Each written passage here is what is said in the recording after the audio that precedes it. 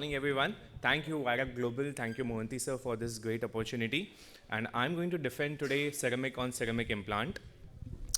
So we see more and more younger patients in this post-COVID era with increased life expectancy, and all they want is an implant which can last them for a lifetime. That is increased survivorship.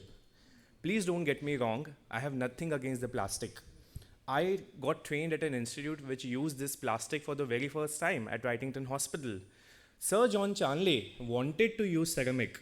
The only problem was that he could not make heads as small as 22.225 and he was restricted to 30 heads. That's why he went on metal on plastic. We all know that ceramic has got the best Young's modulus. If you see this curve, the ceramic is number 1, whereas the plastic is number 8. What this means is that ceramic can take the maximum amount of stress per unit area as compared to any other implant that is available. What we also know that ceramic has got the lowest coefficient of friction. It is very hard to surface resistance to scratch, and it is very tough and it can absorb a lot of energy before it fails. Most importantly, it has got no projections or asperities over the surface. It's got only the divots as compared to the metal which has got asperities. And more larger heads we are using in our practice to avoid dislocation, to get more function. But remember, large head size is equivalent to very high frictional torque, which also means that there will be very high wear rates. So this is a very good literature which will show that we have got lesser dislocation rates and much lesser osteolysis when we are using a COC implant. And this is a paper from Core which will show very excellent survivorship. BJJ article from 2018 which will show great survivorship of COC implants. And very recent study 2021 which will say wear rate of COC almost 0.000, whereas of COP being 0.130 per year. Of course, we have got problems. We have got problems with squeaking, with prosthetics fracture, and that is not hidden. But squeaking is a displeasement to the surgeon's ear more than anybody else. If you look at the literature, the noise does not affect the patient satisfaction.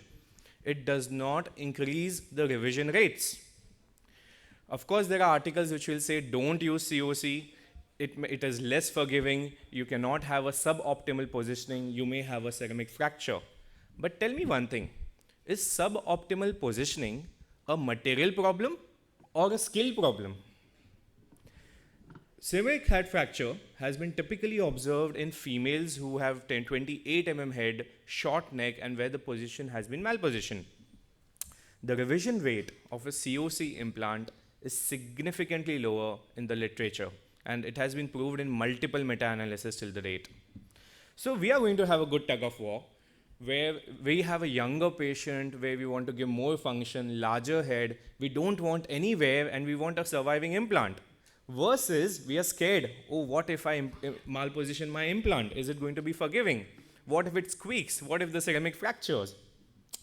Of course, we have burnt our hands, and we always have that fear of hard-on-hard bearing, metal-on-metal implant.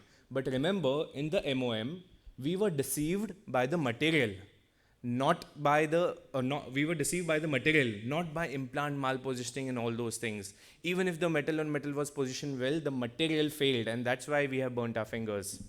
So I have a request to my senior colleague, so that when it comes to the head, you say that ceramic is the best material, but you don't want to use it for your cups. So ceramic is like your half girlfriend, sir. You want to use it on one surface, but not on the other side. So I rest my case finally by saying that in 1886, Thomas Twyford designed the first ceramic WC.